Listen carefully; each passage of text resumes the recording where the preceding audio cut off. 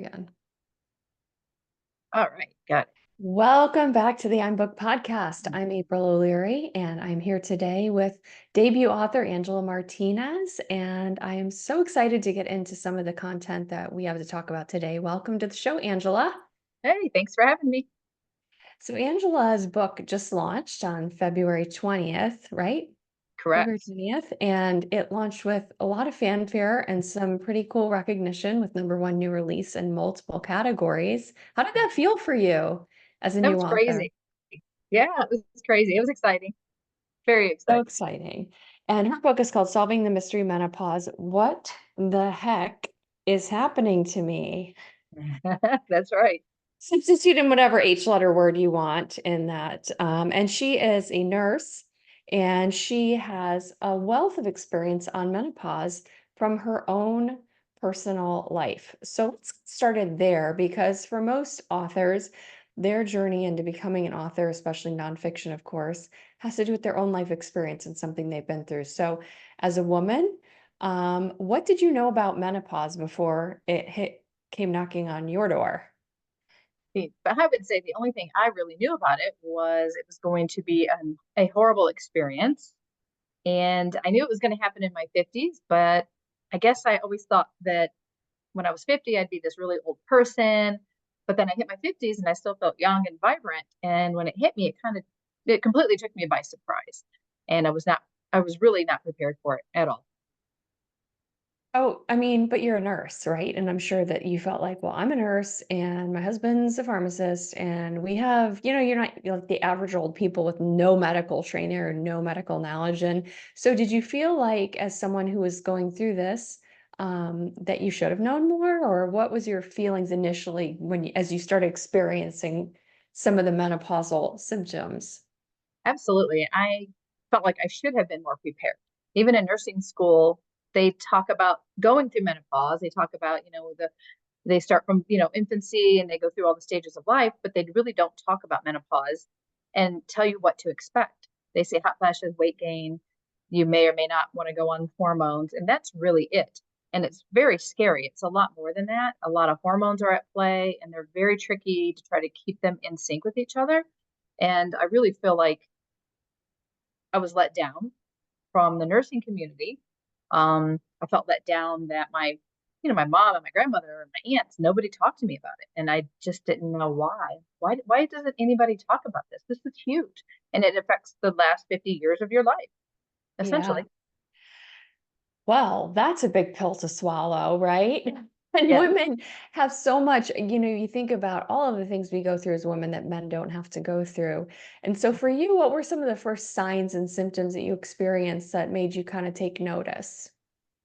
Well, really, most women notice their menstrual cycles will stop, but I was on birth control for endometriosis. So I stayed on birth control until I turned 50, and then I decided to take myself off. So I kind of threw myself into menopause in a way. And so my periods just stopped. I didn't have that irregular cycle like most women have. That's usually the first symptom. So I didn't have that.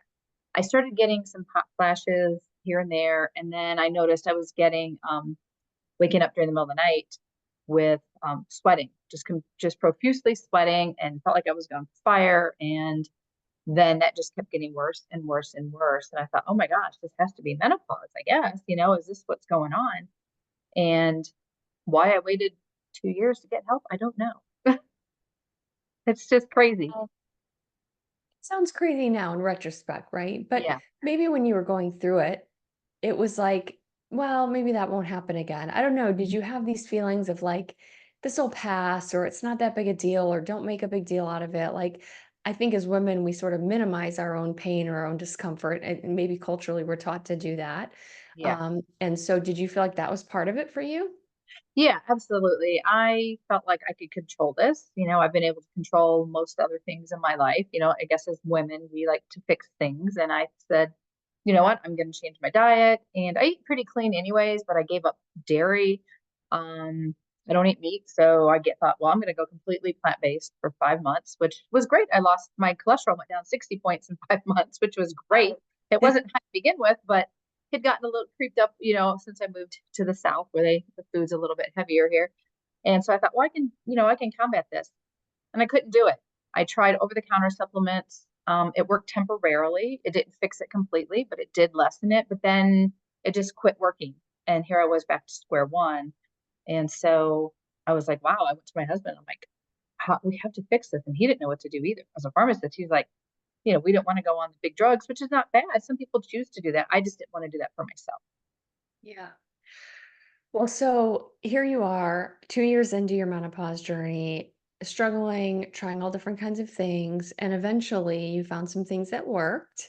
And so Yes. that's the good news. Let's talk a little bit about that. And leading into obviously your book is such a huge tool for women now who are going through or are confused about menopause. But what were some of the things that you eventually came to find helpful? Well, it all started with my doctor kind of ignoring me, pushing me to the side, and aggravated me. So then it kind of made me, I was on a mission. I'm like, somebody is going to help me. Nobody wanted to help me. My OBGYN just blew it off. I went to my primary care physician. They kind of just blew me off. So finally, I kept seeing this sign. I drive by it every day when I go to work. And it was this wellness center. And I kept looking at it and ran by an actual, family medicine doctor, but she did alternative therapies as well. And I finally one day just made the call. I made the call. I went in and I talked to her, and she spent the full hour with me. It was amazing. I've never had a doctor spend that much time with me.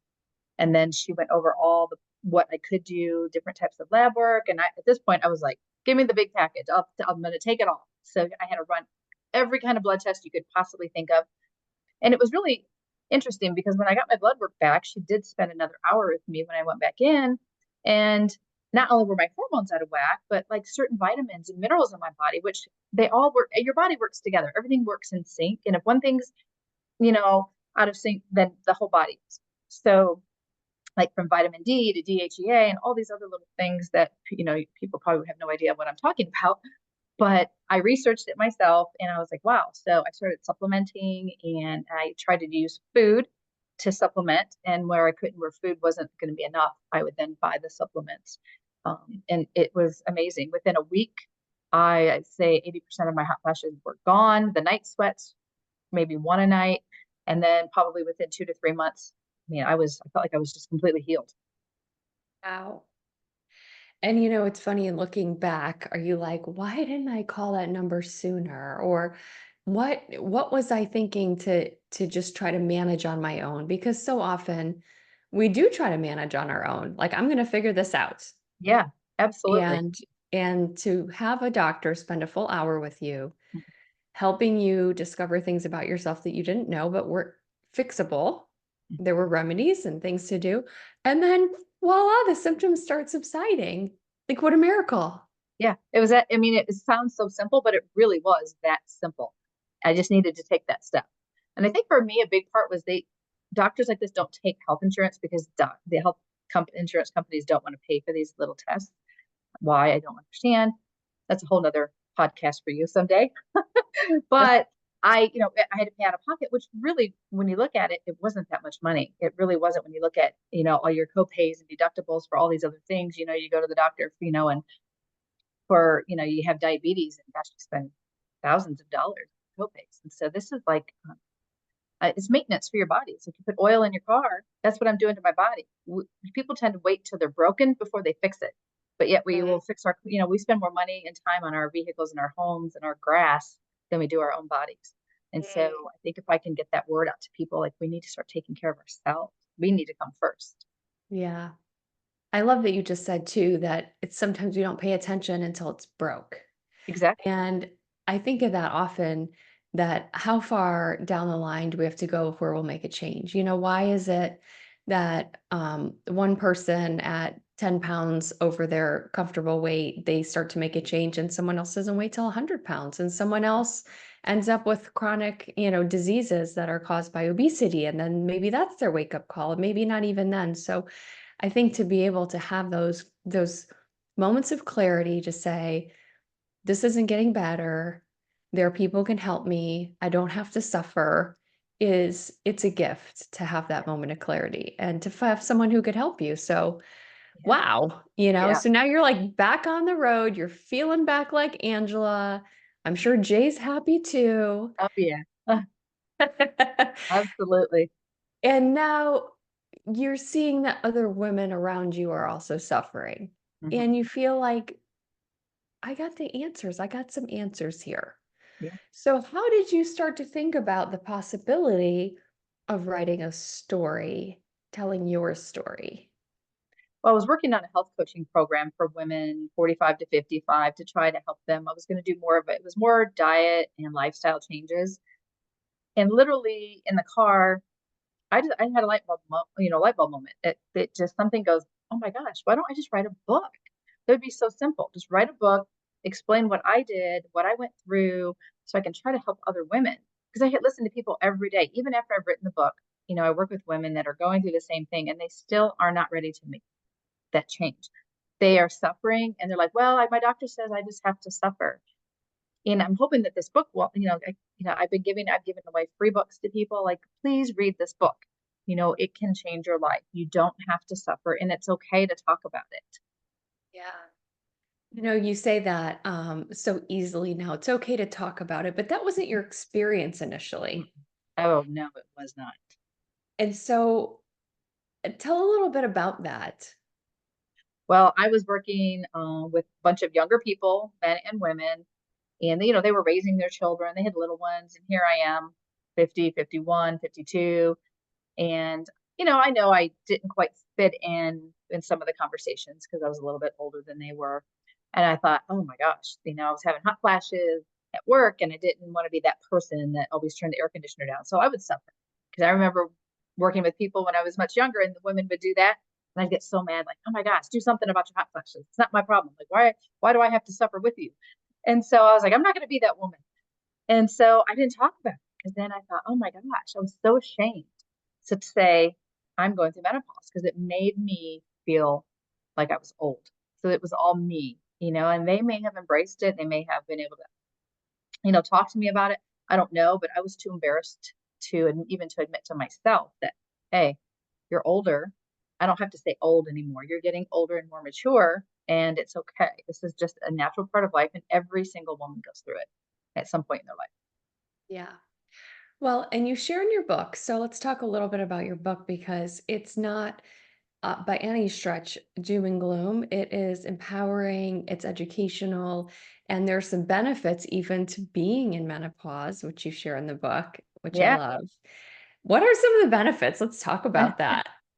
Well, for me, I never wanted children, so the benefit of not being able to get pregnant was huge because I didn't want to be on birth control and then trying to figure out at 50, like, oh my gosh, like, how am I going to be intimate with my husband and be comfortable? And, not would you have to use condoms or do I use this? Like, I'm like, oh my gosh, it's new. This was all new to me. Like, I've always been on birth control. I don't know what to do. I don't want to be pregnant. And then you don't have to worry about, still there's a little bit of weight gain, but, that's okay. That comes and goes. But you can always fix that at some point. But it was just freeing because now I could go on vacation and not have to worry about carrying all those birth control pills, or, we could just make love whenever we wanted. I didn't have to worry about, oh, I'm going to get, because even though I was on birth control, I always still wondered, like, oh gosh, you always have that in the back of your mind. Like, I don't know, what happens if I get pregnant? So for me, that was a big one. Yeah. Well, it's exciting to know that it's a new chapter in your life and that it's something to look forward to and that it's manageable to go through and that every woman goes through it.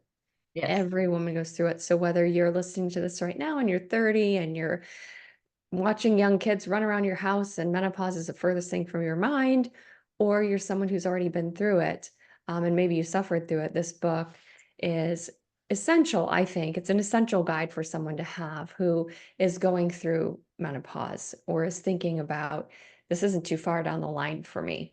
So when you were in the car and you started thinking, this should be easy, I could just put this in a book. I love that, first of Yeah. all, that's so great because it's not everybody's thought, like, "It's easy, I'll Right. just put that in a book," but you were such a natural. You're a natural author, and, how was the process for you? You and I had connected, Angela and I have known each other through being in Naples, Florida, and through a lot of mutual friends, and so, she reached out to us about publishing, but what was your experience from your side of the coin and finally thinking, "Oh my gosh, am I gonna actually talk to someone who could publish my book?" Yeah. My first thought was, well, I've been, secretly stalking you for since you started your business because I knew I wanted to write a book. I just didn't know what kind of book. So I kind of was thought was stalking you, and then finally, again, I just think people live in fear sometimes, the fear of failure. And so I had to overcome my fear of failure. Like, you know what? Okay, I'm gonna call her. And then I was like, oh my gosh, is she gonna want to publish my book? Is it gonna be good enough? And my husband kept saying, it's gonna be good. Everybody goes through this. But again, those little, I call them ants, automatic negative thoughts go on in your mind, and they're telling me, you know what? She's probably gonna tell you no, and then I'm gonna be devastated. But it wasn't like that at all. You were like, wow, this is great, absolutely. And we sat down and talked about it, and it was so much easier than I thought that, yeah, I mean, I feel like once I, this process and, promoting this book, that, oh my gosh, like, why don't other people write books? It was so easy. I mean, I felt like it really was an easy process. I love that you say it was easy. And I think that Jay, I have to give my hats off to him because he was very supportive Yes. and he was on the calls initially and Hmm. listening and asking some good questions. And it's always good if you're going to embark on a journey like writing a book to find that support partner. It might not be your spouse, it could be a friend, it could be someone in your writers group, it could be someone in a faith community or any kind of sort of person who's going to give you those cheerleading moments to get rid of the ants. They're going to chase Yeah. the ants away. We could call them raid. Yeah. Right. Exactly. I love it. So, so here you are, and you're starting the process. And tell us what it was like as you started writing the book, because we started with mapping the book out. Yeah. Well, we started mapping it out. And once we did that, that gave me so much clarity to say, oh my gosh, now, because at first it was a little overwhelming because I'm thinking, okay, I have to write this book. I've never written a book. I don't even know where to start.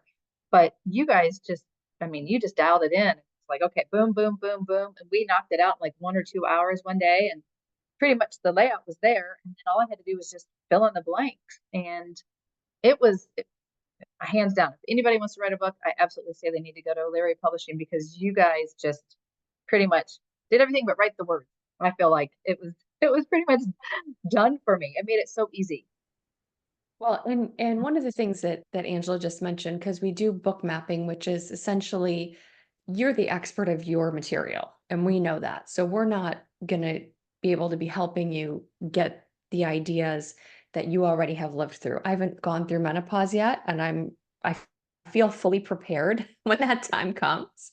But so we get on and we listen to everything you have to say and try to see all of the pieces of the puzzle and really clarify who's the reader and put it in exactly like you said in that structured map format. So it seems like, oh, I understand. And so let's talk a little bit about your table of contents and how things were grouped and what that flow felt like for you.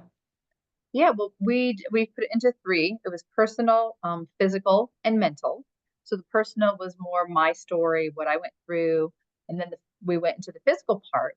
Kind of flowed into like, okay, all the symptoms, and the side effects of different things, and then the mental aspect, which was more, how the fear for one, the embarrassment, the shame, all those that go along with it, and how it can affect you. And if you do or don't have any type of mental illness or depression, it can either come out or it can exacerbate it.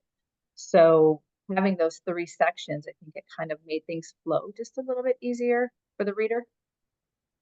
I love that it has those 3 sections because they are distinct. They're all intertwined, but they Yeah. all have their own right of, importance. You Yeah. have to address all 3, Yeah. and I think that was really important too. And so we had the real exciting pleasure of doing for Angela something that we love to do, which is video and photos. And Yeah. so talk a little bit about what it was like, because Angela is launching an entire coaching program and she's got courses and she's available, as a nurse to help guide you through as a coach through the menopause process. And I highly recommend that you reach out to her. Her website is angelamartinezrn.com. And she has so many resources there, but we were kind of launching this from the ground up. So she had the courses, and then we were able to help put the website together. But we wanted to have that really high quality video so you could see Angela and who she is. Video is a great way to build connection and trust with your prospective clients and authors. Um, and for you, for your prospective patients or people you would consult. So you flew down to Naples and you had clothes and makeup and jewelry and hot lights and Uh, multiple cameras and a transcript to read. So how did that feel for you? I was so nervous going in because I was like, oh my gosh, like I'm one on one, I can talk your ear off and feel comfortable. But when I have to like, sit there and talk in front of a bunch of people, like I think I'd be better off in a crowd of people, but it was just a few people. But you made me feel very comfortable. And once I got there, I think the hardest part was just trying to stand there with the lights. It started getting really hot. And then I think at one point I was like, I don't know if this is a hot flash or if it's just these lights on me because I was getting really, really warm. I was like, oh my gosh, this is crazy. But oh my gosh, the guy who did the video, everybody, you and Heather, you guys really made me, we could stop. And it was nice to know that I didn't have to do it all in one take. So it flowed. And then after like the first take, I was like, okay, I'm starting to get a little more comfortable and a little more comfortable. I need a lot of practice still, like even this podcast, like I know I need practice talking and feeling more confident, Doing it's, great. but I feel like, you know what, you just have to get out there again, get over those fears. And we need to just get out there and just do it. Yeah. And, she did such a great job. And it's nice to know that when you've got, professional videographer there who's got decades of experience, he knows how to do the lighting, he knows how to make you look at the camera the right way and take breaks and all of that. And it's okay to just put yourself out there and just do it sentence Yeah. by sentence, paragraph by paragraph. Repeat the things that you don't like, say things differently, try different voice inflections and whatever. And then at the end, once he was able to put it all together in the fully edited form, it's like it could be on TV. Oh my gosh. Yes. It You was, are I had so you many are truly a compliments. professional. Yeah. And even Jay, he heard me listening to the video. I had it on my phone and I didn't want him to know. I wanted to see it first just because again, very self-conscious. So I'm in the bathroom and I'm listening to it and he thought it was a professional person. He didn't realize that that was me talking. And then I told him, he's like, "That's you? Are you serious? Is that really you?" And I said, "Yeah, it's me." And he was just blown away by the whole thing. He goes, "They did a phenomenal job with this." You were a phenomenal actress, video star, and willing to just go with the flow. I mean, it's not easy, and I think that in doing that, with travel and with having all of that, kind of put on you at once, and I think I remember you even had your ankle was not fully healed from a foot injury or something Yeah, like I still have that. my ankle brace on. Yeah. Yeah. And but we got some great headshots done and we got the video done. And so to me, part of the beauty of writing a book, I always say it opens doors. So it opens doors to sharing your experience to help other people, but it opens doors for these new experiences and to stretch yourself and to find out, wait a second, I'm actually good in front of camera. Hmm. She looked really great in these headshots. Yeah. I actually have ways to help people that are unique and it's based on my experience. And so the book opens these doors for your readers to then connect with you. And Yeah. that's what I love about it because some of us want to get a taste and an experience of someone before we're going to talk to them in person. Like you said, you were stalking me for a while, and I don't view it as stalking because I know we are friends. But Right. you never know what people are thinking about and Yeah. when they're reading your book and like they want to reach out, but they're not sure. And so you're building that trust and you're building that credibility through the book to open the door for them to be able to take the course or to actually have the courage to hire you and to work with them through their menopause journey. And I think it's such Hmm. a beautiful thing to gift others with. I went through this and now I can help you go through it. Yeah. Absolutely. Yeah. So let's talk before we close a little bit about the book launch and how that went for you and any surprises or things that happened that you didn't expect. Yeah, the book launch went really well. I was again a little nervous, but I felt a little more comfortable because I knew my family and friends were going to be on there. And I think one good thing is my mom and my aunt, and then they didn't go on camera because they told me later they were crying. So I'm glad they didn't go on camera Oh, because that's I cry so very easily. I know. sweet. They were like, they were texting my husband during the thing saying, "Oh, they're crying, so they don't want to be on camera right now." So I understood that. But one a girl that I took a mastermind class with Tony Robbins, she got on there and she got me crying. I was like, out of all the people to make me cry was somebody, but we had spent so much time together. We were in little groups and trying to figure out our niche, and what we were going to do. And so that was really nice, to have somebody I've never met in person be on there and just, supporting me. That was really nice. It made me feel Yeah. like, wow, okay, maybe I can do this. It's really neat to me. Part of the thing that I love so much about doing a Zoom book launch is that it gives people the opportunity who might not have met you in person or who may be at a distance. I like in person book launches too, but that's limiting as far as getting people to your actual location. Yeah. There's lots of benefits to doing book signings all over the place. So I'm not saying that you shouldn't do it.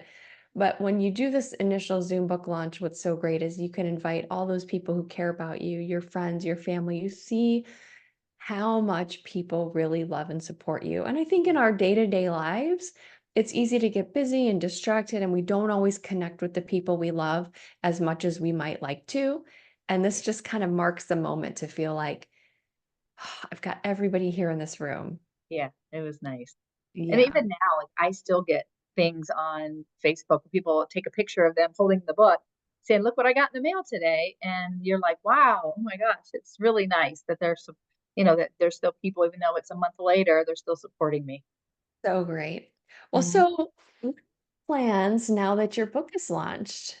Oh Do you God. have anything that you're currently working on or that you're finding surprising? Maybe things that people are reaching out to you for help about, or maybe things at work, questions that people brought up, or ways you've been able to support people that you might not have expected?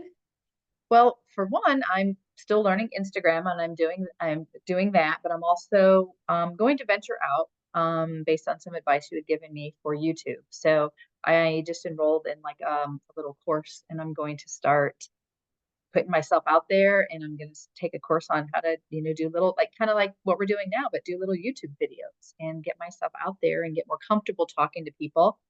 And I think I have a book launch that I'm going to be doing in the spring. So that's down the road at the local winery. We just have to pick a date where, in South Carolina it rains a lot right now. So we're kind of waiting probably till May to do that.